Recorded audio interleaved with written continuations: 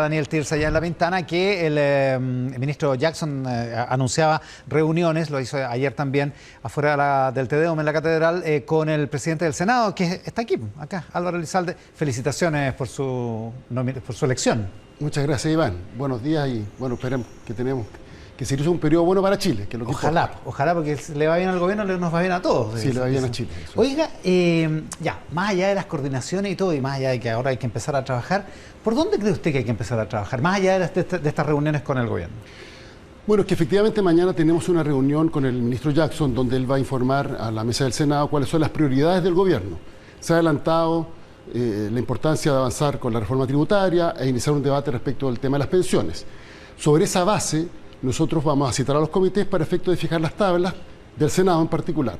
Las tablas del Senado se fijan conforme a las urgencias que define el gobierno. ¿Ya? Y en el caso de aquellos proyectos que no tienen urgencia, en acuerdo de los comités, que son las bancadas de todos los partidos que señalan cuáles proyectos adicionalmente se debaten en los trámites legislativos. Así que bueno, la reunión de mañana es muy, muy importante porque va a permitir conocer el itinerario que ha definido el gobierno en esta materia. Porque ese itinerario debería ser con bastante detalle, para los primeros meses y tomando en consideración lo que se ha hablado de que después del plebiscito de la Constitución debería haber una segunda oleada de proyectos, ¿no? Bueno, yo creo que la prioridad de este año es obviamente el proceso constituyente, que si bien está radicado en la Convención Constitucional, todas las instituciones del Estado debemos contribuir a su éxito porque hay un mandato ciudadano que se expresó claramente en las urnas, en lo que se llamó el plebiscito de entrada.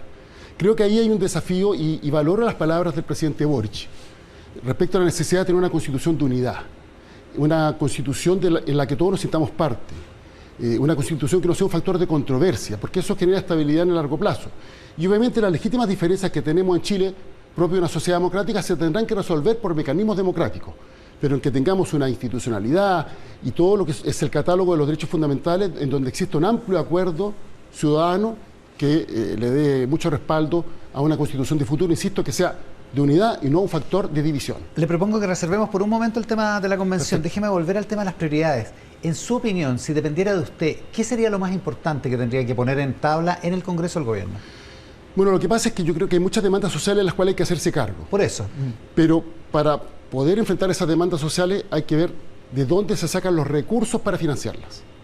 Y por tanto creo que la reforma tributaria debe ser una prioridad. Ya, eso es totalmente lógico y tiene sentido. Me parece que eso es fundamental. Creo que hay un gran desafío. ¿Con harto trabajo prelegislativo o que ponga el proyecto el gobierno y que se discuta públicamente? Eso tendrá que evaluarse, pero obviamente si las comisiones técnicas pueden avanzar, bienvenido sea, porque eso facilita después el trámite legislativo. En segundo lugar, creo que hay un gran desafío en materia de reactivación de la economía.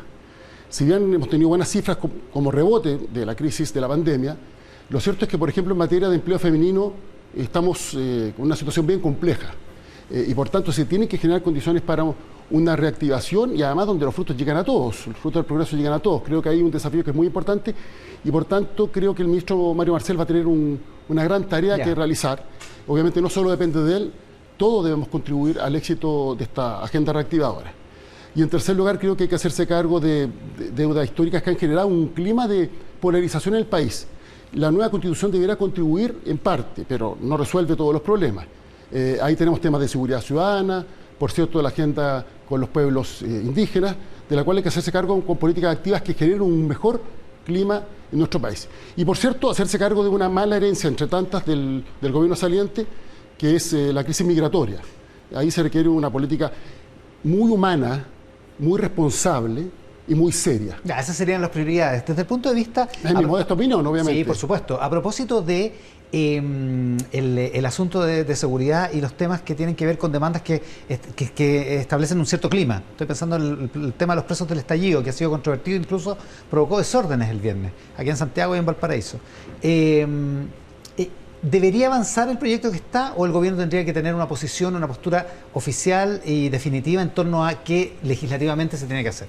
Bueno, el gobierno ha anunciado el retiro de las querellas conforme a su compromiso programático y está pendiente el proyecto de indulto que con la indicación es más bien una amnistía, es parte del debate que hay que generar y sobre todo... O sea, ¿usted espera que el gobierno llegue mañana con una opinión sobre eso? Porque hasta ahora no ha tenido una opinión, realmente. El gobierno entrante, cuando todavía no era gobierno en funciones, había señalado que quería que el proyecto se con celeridad, que avanzara. Pero creo que ahí hay que profundizar el debate, sobre todo estableciendo cuáles son aquellos hechos que van a ser cubiertos por esta eventual ley. Claro, porque como está, no, hay que arreglarlo, digamos, como está, se avanzó bastante en la Comisión de Constitución, pero obviamente es parte del enriquecimiento que se debe realizar en el proceso legislativo. Y creo, y esto es muy importante porque también lo ha anunciado el gobierno, que hay que hacerse cargo de aquellas personas, por ejemplo, muchos microempresarios que fueron víctimas de hechos de violencia, que se quedaron sin su fuente de ingreso, y ahí debe haber una ayuda social.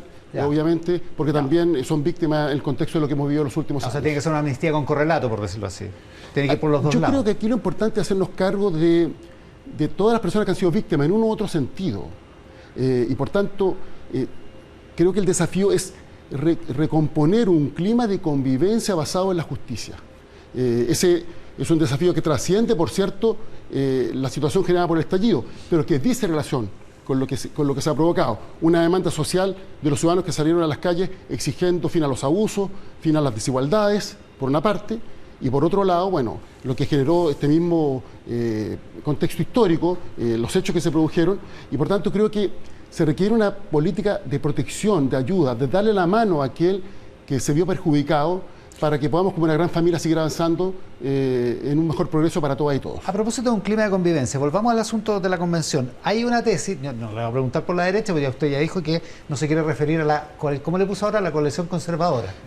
Sí, o Chile Vamos, o Chile Vamos. Chile Vamos. Lo que pasa es que no sabemos si existe Chile Vamos a esta altura, se lo vamos a preguntar a Javier Macaya. Lo que pasa es que era Vamos por Chile, Chile Vamos, entonces por eso usé ese término, la coalición más bien de definición ideológica, pero Chile Vamos. Me gusta que usted le va poniendo nombre cada cierto tiempo. Ya, pero independientemente de eso, hay otra tesis que dice que se favoreció desde la derecha y también desde la centroizquierda que usted fuera el presidente del Senado, porque el Partido Socialista, de alguna manera, desde la presidencia del Senado, y porque va a haber algunos temas que el Senado, donde el Senado tiene que opinar, puede ayudar a morigerar a la convención, a ordenar a la convención, a de alguna manera influir en el desempeño de la convención. Bueno, eso no es un tema que se ha explicitado en las conversaciones. Lo que sí puedo señalar, se ha explicitado. No.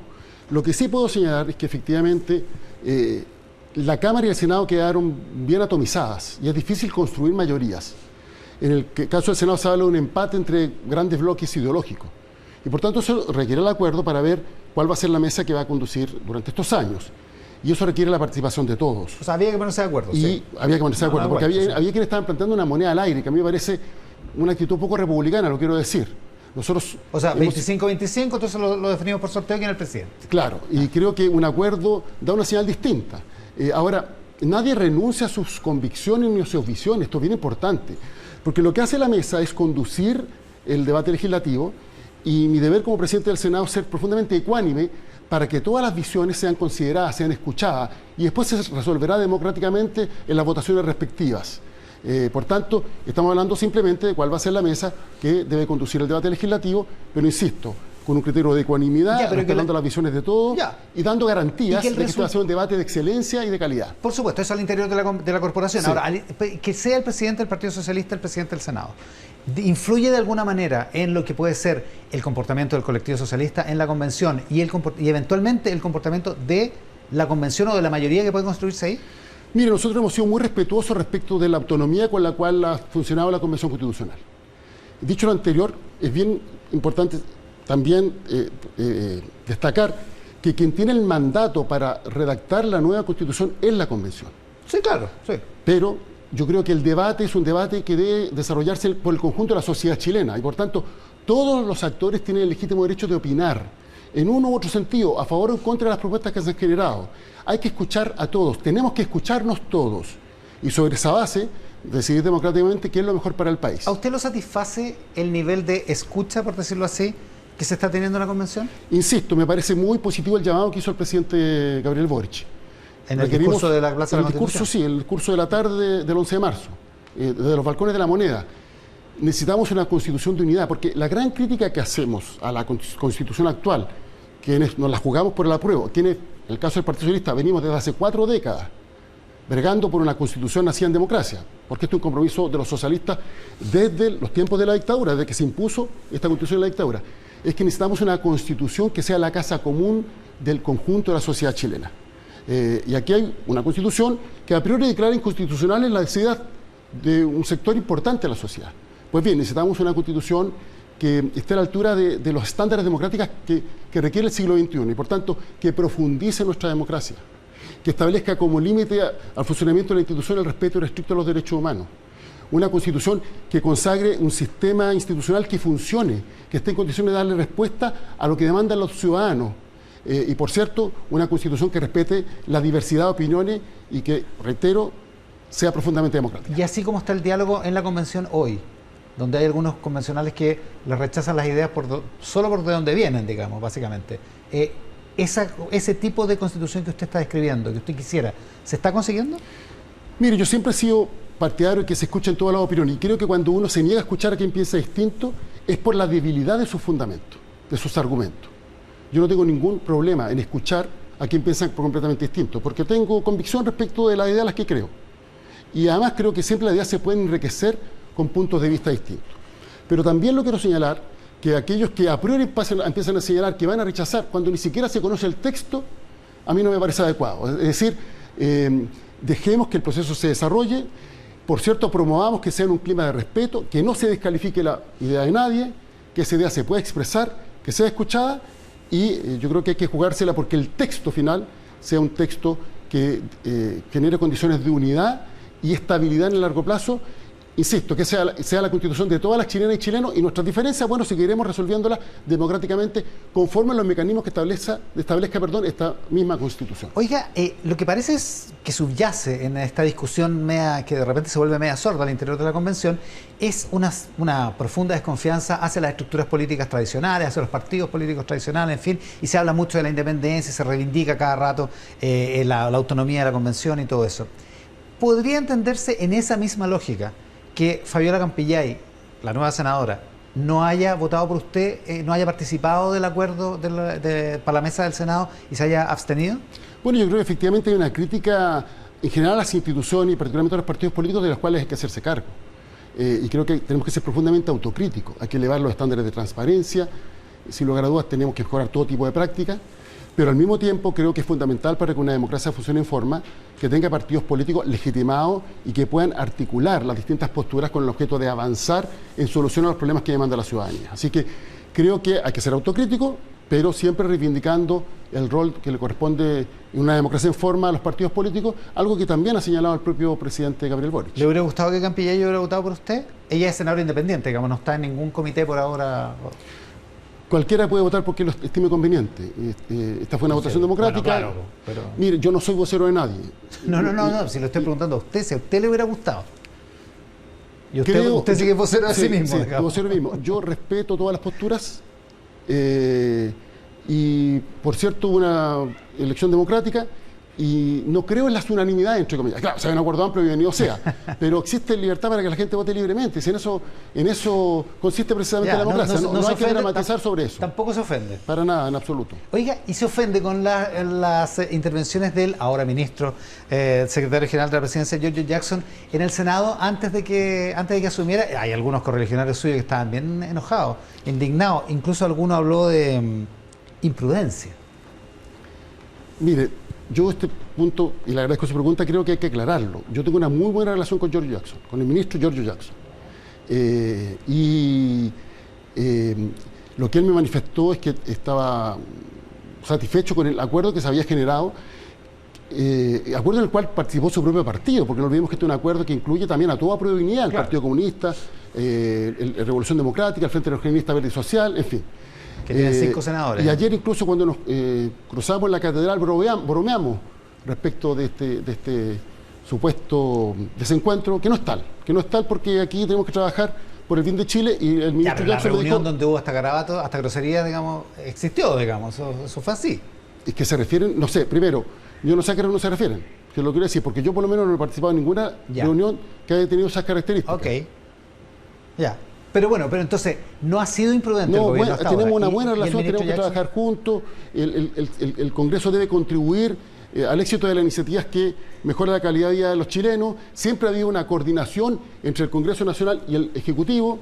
No significa necesariamente que el Congreso apruebe todo lo que plantea el Ejecutivo, independientemente de las convicciones de cada cual. Yo obviamente voy a apoyar lo que plantea el gobierno, porque nosotros estamos apoyando legalmente al gobierno. Otros senadores o senadoras podrán hacer algo distinto, pero la relación que tenemos con el ministro Jackson es una muy buena relación y le insisto, él me dijo que está contento con el acuerdo al cual se había arribado, su propio partido participó de ese acuerdo y ayer bromeamos respecto de lo que había publicado la prensa. Ya, se lo pregunto porque además hay algunos senadores, esto no es invento de la prensa, de algún senador de centro izquierda que me comentaba que hasta se acordaban ¿se acuerda cuando Giorgio Jackson, siendo diputado, se negó a firmar el acuerdo económico financiero del COVID?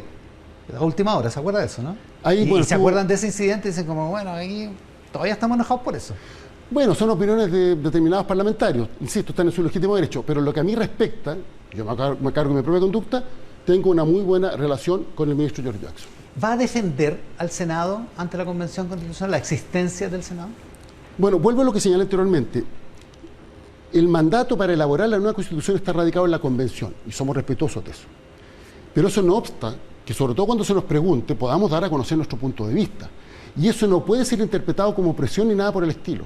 En una sociedad democrática las ideas deben expresarse y podemos tener diferencias. El Senado es una institución centenaria que está vinculada a la historia de la República, de los tiempos de Camilo Enríquez, que ha sido un actor protagónico en avances significativos de la sociedad chilena. En época reciente, sin ir más lejos, el acuerdo del 15 de noviembre que posibilitó el proceso constituyente acogiendo la demanda del estallido social se promovió precisamente por el presidente del Senado y las conversaciones se realizaron en el Senado de la República. Que era en ese momento Jaime Quintana. Jaime Quintana, que hizo una gran labor. Sin ir más lejos, la participación de los pueblos originarios con escaños reservados, que ha sido fundamental para darle legitimidad a este proceso, es el resultado también de una mayoría que se construyó en el Senado. La Cámara había hecho un muy buen trabajo en otras áreas, pero en este punto había aprobado una norma genérica sin un mecanismo específico. Y yo podría citar una serie de otros ejemplos concretos. Entonces, creo que en ese sentido es una institución que expresa la diversidad del país y que debe ser valorada. ¿Qué es lo que creo respecto al tema de fondo? En primer lugar, que las voces de los territorios, las voces de las regiones tienen que ser consideradas en el proceso legislativo. Porque si no, solo se legisla pensando en Santiago. Y el Senado, por su composición, da una representación a las regiones que permite que en el proceso legislativo la voz no solo de Santiago, sino que de todo Chile sea considerada. Y eso me parece muy, muy importante. Y adicionalmente, creo que la revisión por dos cámaras contribuye al perfeccionamiento de las leyes desde el punto de vista de la técnica legislativa. Y por último, no creo en la concentración del poder en pocas manos. La democracia consiste en que existan contrapesos, límites al ejercicio del poder. De esto solo nos acordamos cuando está en peligro la democracia y tenemos liderazgos autoritarios. Pero esa institucionalidad tiene que ser pensada incluso en tiempos en que la democracia no está en peligro. Hay que ponerse en esa hipótesis. Y por tanto, creo en la distribución del poder, límites, contrapesos, para que el poder no esté concentrado en pocas manos y por tanto, y esto es muy importante, siempre se respete la voz de la mayoría sin pasar a llevar los derechos de las minorías. Esta crítica que usted intenta desbaratar con los argumentos que me da, con los ejemplos que me da de acciones del Senado, de que el Senado ha sido como una especie de valla, una especie de captura, ¿cómo le decían? No sé si clasista, pero por lo menos media elitista, para detener los cambios. Usted no está de acuerdo con eso entonces, pero ¿no subyace ahí una cierta desconfianza a cómo se distribuye el poder de acuerdo a los votos en una elección? Bienvenido todo lo que significa el perfeccionamiento de nuestra institucionalidad, pero yo creo que este debate debe darse sobre datos, no sobre percepciones. Y yo sugiero que se revise... O prejuicio eventualmente. Eventualmente, sí. Yo sugiero que se revise los proyectos de ley que se han tramitado en este tiempo en el Senado de la República, cuál ha sido la postura del Senado, y en muchas materias ha tenido un rol profundamente progresista. ¿Y que se llame Senado o que se llame Cámara Territorial, como le están poniendo? Bueno, hace una discusión accesoria, pero hablando de una institución... que habla de una institución pero hablando de centenaria. institución centenaria, mire, yo creo que las tradiciones le dan sentido de continuidad histórica al proceso de construcción de una mejor sociedad. Tenemos que siempre entender que podemos dar un paso más en democracia y en justicia social sobre la base de lo que otros hicieron antes. La historia no empezó hace 5 minutos, empezó hace mucho tiempo. Y por tanto creo que ese sentido de continuidad histórica fortalece incluso la importancia de los cambios que son necesarios en nuestro país. Para algunos hay que refundarlo todo, digamos. Ese parece ser el problema. Yo creo que lo que funciona se debe mantener, lo que no funciona se debe perfeccionar. No se trata de experimentar en todo, buscar una institucionalidad que funcione, Porque finalmente, si la institucionalidad democrática no funciona, como ha ocurrido en otros países en que lamentablemente finalmente hay un bloqueo tal que la voz de la ciudadanía no se puede expresar de manera nítida en cómo las instituciones trabajan, bueno, eso termina siendo perjudicial para la democracia. Entonces, hay que idear una fórmula que funcione, que, insisto, en que la voz de la ciudadanía, la voz del pueblo, siempre sea respetada. Y, obviamente, en que los derechos de las minorías también nunca sean pasados a llevar. Senador, nos quedan 2 minutos. Volviendo a la relación que va a tener con el gobierno, este acuerdo... Perdón, cuando me refiero a minorías, no me refiero a minorías ideológicas, digo algo mucho más profundo, también a grupos sociales, que eventualmente pueden ser minoritarios. Sin ir más lejos, la deuda histórica que tenemos con el pueblo mapuche es precisamente por razones demográficas, porque como son menos que el conjunto de la sociedad chilena, se le ha pasado a llevar durante siglos, y tenemos que hacernos cargo de las reivindicaciones legítimas del pueblo mapuche. Claro, entonces ahí cuando yo hablo que los derechos de todos tienen que ser respetados. Oiga, es que ahora nos quedan 2 minutos. Referente a la relación con el gobierno actual, el acuerdo en el Senado permite que usted sea presidente del Senado, en fin, después en los siguientes años habrá otras personas en su cargo. Es lo que se llama un acuerdo administrativo, permite tener cierta mayoría para construir la mesa. Pero eso no se traspasa, en el Senado al menos, a la votación de los proyectos de ley. ¿Cómo construir mayorías para los proyectos de ley, las mayorías que necesita el gobierno para aprobar sus proyectos? Bueno, la ciudadanía habló, la composición de ambas cámaras es lo que la gente votó en las urnas, y hay que ser respetuoso de eso.